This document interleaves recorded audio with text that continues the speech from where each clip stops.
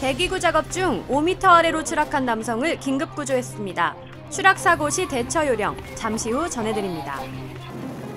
한라산 정상 부근에서 산행 중이던 남성을 해경이 헬기로 긴급 후송하였습니다. 더운 여름에도 발생할 수 있는 저체온증, 잠시 후 전해드립니다.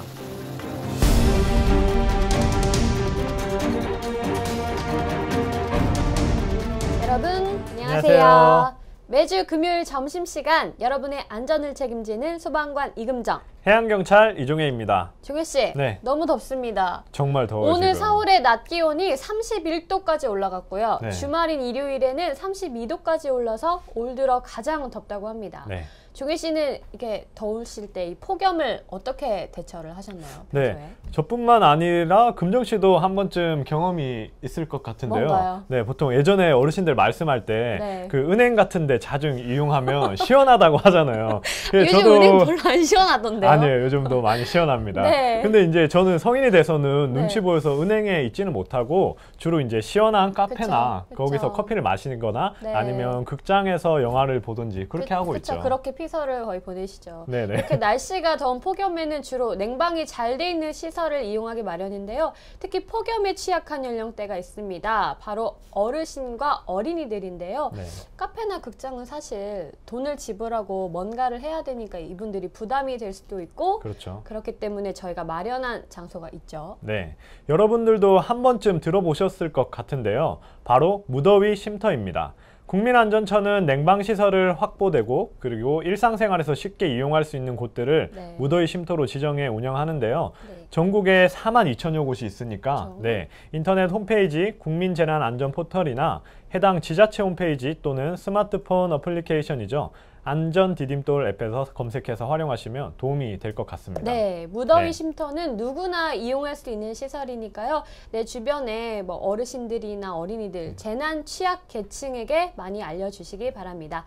자, 그럼 오늘 첫 번째 사고 이야기 들어가 봐야겠죠? 작업 중 5m 아래로 추락한 아찔한 사고에 관한 이야기입니다. 먼저 영상으로 만나보시죠. 지난 6월 11일 오전 9시경 부천소방서 구조대원들이 로프와 들것을 이용해 구조 작업을 분주하게 준비하고 있습니다. 5m 아래에는 한 남성이 쓰러져 있는데요. 이 남성은 배기구 천장에 설치된 철조망에 칠 작업을 하다가 추락하게 됐습니다. 공간이 좁아 구조가 쉽지는 않은 상황인데요. 골절로 인한 2차 부상이 없도록 안전조치를 취한 후 인근 병원으로 신속히 이송했습니다. 5m도 상당히 높은 깊이인데요. 네. 영상으로 봤을 때 이 구조자가 의식이 있는 것 같아서 다행입니다. 네, 그렇죠. 정말 아찔합니다. 네. 진짜. 공사 현장이나 작업 중 가장 많이 발생하는 재해 중 하나가 바로 이런 추락 사고인데요. 그래서 현장에 출동했던 부천소방서 지창민 소방사님 연결해 자세한 이야기 들어보겠습니다. 지창민 소방사님 안녕하십니까? 네, 안녕하십니까? 네, 반갑습니다. 5m 아래로 추락한 남성은 정말 아찔한 사고였는데요. 그때 당시에 신고는 누가 한 건가요? 본인이 신고를 한 건지 의식이 있었습니까, 당시에? 예, 처음에 저희가 출동 신고를 받았을 때는 같이 일하는 옆에 작업자 동료분께서 신고를 하셨어요. 그래서 출동을 나가는 중이었는데 아무래도 거기 거리가 굉장히 저희 부천이지만 최외곽 쪽이라서 저희가 신고를 받고 출동하는 시간, 도착 시간에도 좀 평상시보다는 좀 오래 걸린 좀 애로사항이 있었습니다. 네, 도착을 하면서 동료 신고자분이랑 통화를 많이 했고요. 어떤 상황인지 파악을 하고 출동을 하고 있었습니다. 네. 철조망 칠 작업을 하다가 떨어졌다고 저는 들었거든요. 그런데 영상을 보면 철조망이 잘 안 보이더라고요. 그래서 네. 이런 철조망이 묻어진 건지 아니면 그 작업자분이 발을 헛디딘 건지 그 사고의 원인이 정말 궁금합니다. 저희가 도착을 했을 때 현장을 파악해 봤는데 그 현장이 이제 생태공원이었어요. 생태공원 지하 환풍구 시설을 도색을 하는 작업 중이었는데요. 그 도색 주변에 혼자서 아무래도 작업을 하다 보니까 주변에 안전사고를 예방하기 위한 그런 설치물들이 없었고요. 작업자 혼자 작업을 하다 보니까 되게 주변을 신경 쓰실 여유가 없었던 것 같아요. 그래서 발을 헛디뎌서 추락을 한 것으로 지금 판단하고 있습니다. 굉장히 위험할 뻔했네요. 이 작업 중 추락 사고는 자주 발생하는 사고 중 하나잖아요. 인명을 구조하는 소방관의 입장에서 작업을 하시는 분들에게 안전을 위한 당부 말씀 부탁드리겠습니다. 네, 가장 중요한 게 사실 요새 공사장 추락 사고 외에도 공사장에서 안전사고가 발생하는 경우가 굉장히 많습니다. 그리고 저희가 같이 출동을 하면 그런 것들 때문에 사실 어떻게 보면은 조금만 주의를 기울이면 사고가 안 날 수도 있는 건데 사고가 난 거거든요. 네. 인적 요인에 의해서. 그런 것들을 보시면요. 저희도 좀 당부드리고 싶은 말씀은 사실 인력이 부족해서 사고가 나는 경우도 있어요. 2명이었다면 1명이 안전을 봐줬다면 사고가 안 날 수도 있는데 인력이 부족해서 사고가 난 것도 있지만 만약에 인력이 여의치가 않다면 개인 안전장구를 꼭 필히 착용을 하시고 작업을 하셨으면 좋겠습니다. 높은 곳에서 작업할 때는 추락 방지를 위한 자기 안전 확보라든가 아니면 주변에 안전 차단막이라든가 이런 것들을 설치를 하셔야 되는데 안전장구를 처음부터 배제를 하고 나는 사고가 안 나겠지라는 생각으로 작업을 하시다 보니까 그런 사고들이 자꾸 일어나는 거예요. 제일 중요한 건 누구든지 사고가 날 수 있습니다. 저도 사고가 날 수 있고 여러분들도 사고가 날 수 있고 그러니까 항상 누구든지 사고가 날 수 있다는 거를 잊지 마시고 항상 안전장구 착용 필히 하시고 작업을 하셨으면 좋겠습니다. 네, 개인 안전 장구 착용 제일 중요한 말씀 해주셨습니다. 네, 오늘 소방사님 말씀 감사합니다. 네, 감사합니다. 네. 다행히 큰 사고로 이어지지 않아서 정말 다행입니다. 이러한 추락사고가 발생했을 때 어떻게 대처해야 하는지 금정 씨가 알려주시죠. 네, 추락사고 발생 시 대처법 제가 알려드리겠습니다. 먼저 첫 번째는요.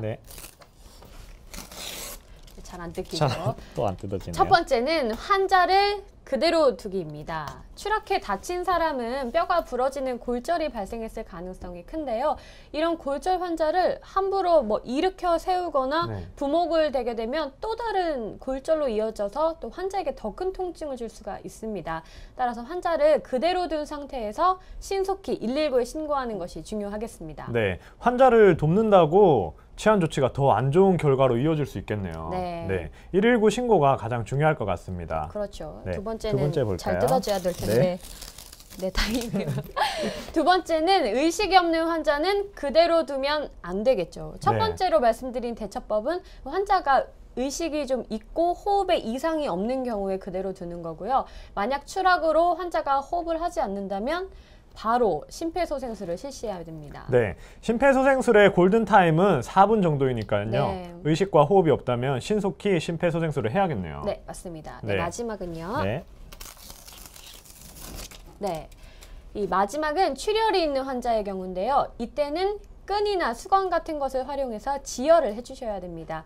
지혈을 할 때는 상처 부위에서 심장에 가까운 부분을 묶어서 해주시면 되고요. 만약에 날카로운 물체가 살에 꼽혀서 피가 나는 경우라면 절대 이물질을 뽑지 말아야 됩니다. 더 큰 출혈로 이어질 수 있거든요. 네, 무엇보다 사고가 안 일어나는 게 가장 좋겠죠? 네, 맞습니다. 높은 장소에서 작업을 할 때는 항상 사전에 안전조치를 취해서 추락사고를 방지해야 하겠습니다.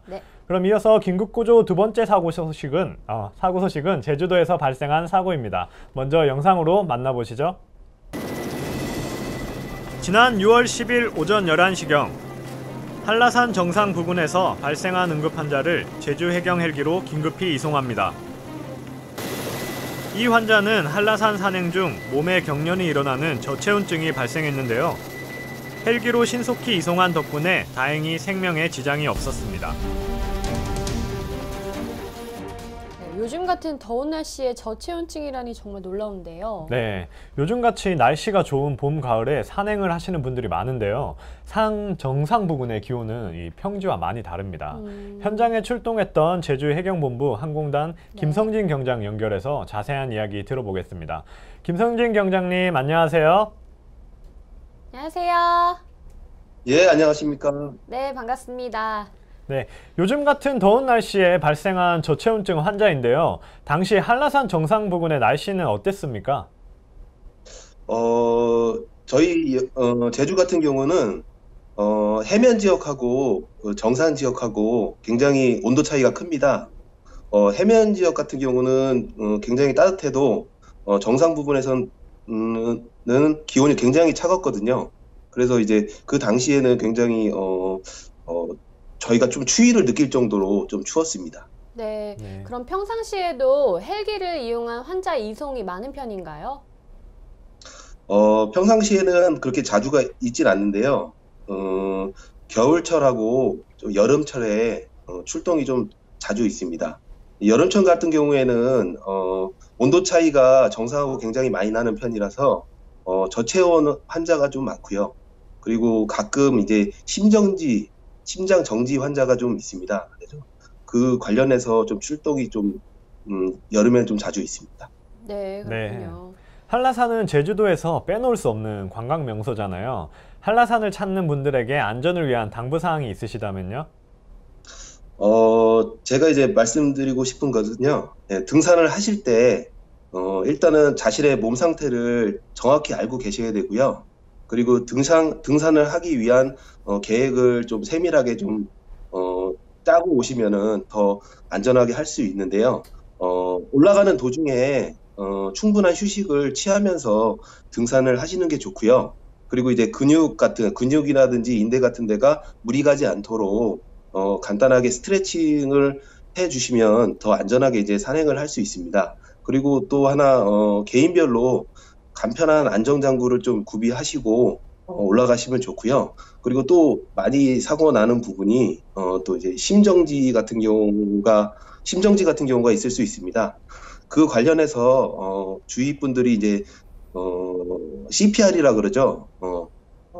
CPR 정도를 좀 미리 숙지해 놓으면 갑자기 쓰러지신 이제 환자들을 이제 해서 갑자기 이제 가슴 압박을 취해서 생존율을 높일 수 있는 그런 방법도 있습니다.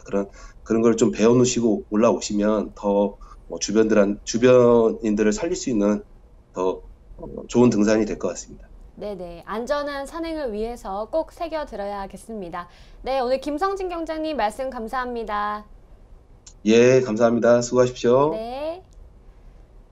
네, 산행 중 발생할 수 있는 저체온증의 증상과 대처법. 오늘은 종일 씨가 알려주시죠. 네, 제가 알려드리겠습니다. 네, 첫 번째로 네. 모처럼 뜯깁니다. 네, 첫 번째, 우리 몸은 체온이 36.5도이죠. 이 산행을 하다가 추위가 느껴지면서 이가 떨리고 네. 소름이 돋는다면 이것은 네. 저체온증의 시작을 알리는 몸의 반응입니다. 그러면 산행을 하다가 몸에 한기가 느껴지면 빨리 옷을 입어야겠군요. 그렇죠. 옷을 입는 것도 중요한데요. 또 먼저 이루어져야 할 것은 두 번째는 네, 두 번째가 음식 섭취입니다. 네. 옷을 입는 것은 몸의 체온을 유지하는 데 도움이 되지만 체온을 끌어올리는 역할은 하지 못하거든요. 네. 따라서 따뜻한 물이나 에너지를 만들어내는 탄수화물을 섭취하면 도움이 됩니다. 그러면은 네. 보온병에 따뜻한 물을 담아가는 것도 도움이 되겠네요. 네, 맞습니다. 마지막으로는 마지막으로 저체온증이 발생하면 땀에 젖은 옷을 벗고 준비한 여벌이 있다면 그 옷을 갈아입어야 됩니다.